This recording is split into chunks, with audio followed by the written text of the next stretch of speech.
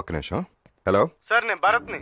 మీరు చెప్పిన faction batch లో వెంకటరెడ్డి దొరికాడు సార్. Very good. ఎక్కడున్నారు మీరు? సిటీలోకి ఎంటర్ అవుతున్నాం సార్. ఎక్కడ తీసుకురమ్మంటారు? ఆఫీస్కి తీసుకురండి, నేను వచ్చేస్తున్నాను. అలాగే సార్. నాకు అర్జెంట్ పని ఉంది, నువ్వు చందుతో హాస్పిటల్కి వెళ్ళు, అంతేగా? రావు గారు. ఏంటి సార్ అంత ఎక్సైటింగ్ గా ఉన్నారు? శంకర్ గారు చిట్టిని చంపడానికి కడపలో ఫ్యాక్షన్ బ్యాచ్ ని పెట్టాడు కదా సార్, ఆ బ్యాచ్ లో ఒకడు దొరికాడు సార్. వాడిని ఉతికి నిజం కక్కించి సాక్ష్యం చెప్పిస్తే శంకర్ చాప్టర్ క్లోజ్డ్. బోస్ గారు ఎప్పుడు వస్తారండి? ఇంకా టైం పడుతుంది, వస్తారు. అంటే అప్పుడే రారా అండి? రారు.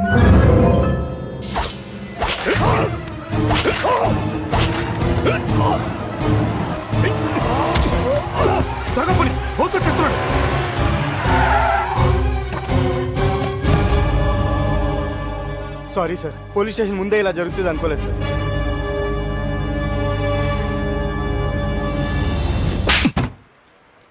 టెనీ సంతకం పెట్టు.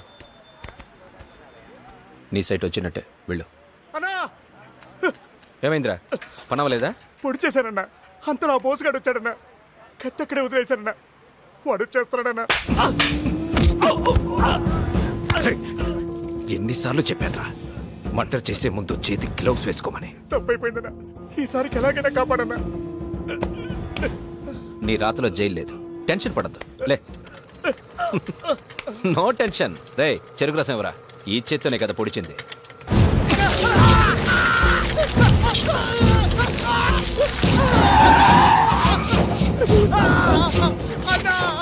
రండి బోస్ గారు, గదవకి తొందర ఎక్కువ. చెరుకు రసం కావాలంటే మిషన్లో చెరుకు పెట్టాలి గాని చేతులు పెట్టకూడదుగా. అనవసరమైన దాంట్లో చేతులు పెడితే ఇలాగే ఉంటుంది. వేలుముద్దలు తీసుకుందాం అనుకుంటే చేయలేదు.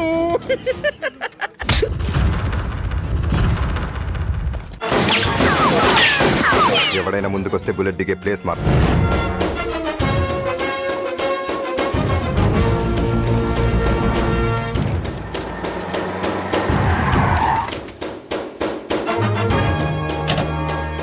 బోస్, ఏంటి నువ్వు చేస్తున్నది? అరెస్ట్ చేస్తున్నాను సార్. అదే ఎందుకని అడుగుతున్నాను.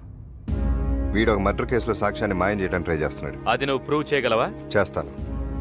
వీడిని వీడి వెనకాల ఉన్న మనుషులు అందరి బతుకులు బయటపెడతాను. హలో సార్, నమస్తే సార్. నేను డిఐజీని మాట్లాడుతున్నాను సార్. బోసు శంకర్ని అరెస్ట్ చేస్తున్నాడు సార్. హోమ్ మినిస్టర్ మాట్లాడు. సార్,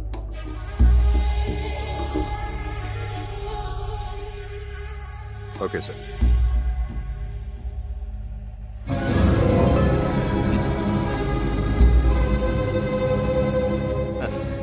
హే శంకర్, వెళ్ళండి. ఏంటి సార్ వాడిని అలా వదిలేశారు? Don't be disappointed. వీడి వెనకాల ఎవరెవరు ఉన్నారో తెలుసుకోవడానికి ట్రై చేశాను.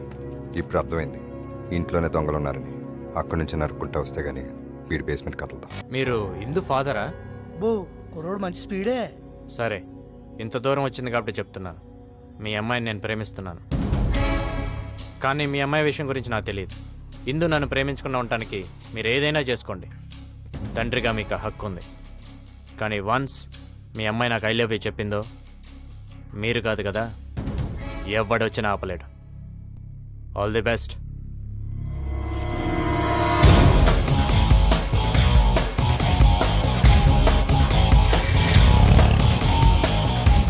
చూసారా జనరేషన్? ఆ కుర్రోడు అన్న దాంట్లో ఒక మొక్క కూడా తప్పు అనిపించలేదండి నాకు.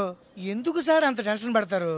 లోపలికి వెళ్ళి అమ్మాయి గారిని స్ఫూర్తిగా డీల్ చేయండి. అమ్మాయి గారిని కాలేజీ నుంచి ఎలా వచ్చావు అడగండి. నిజం చెప్పింది అనుకోండి ఏమీ లేనట్టు, అబద్ధం చెప్పింది అనుకోండి ఏదో ఉన్నట్టు. అప్పుడు ఈ సంగతి చూద్దాం.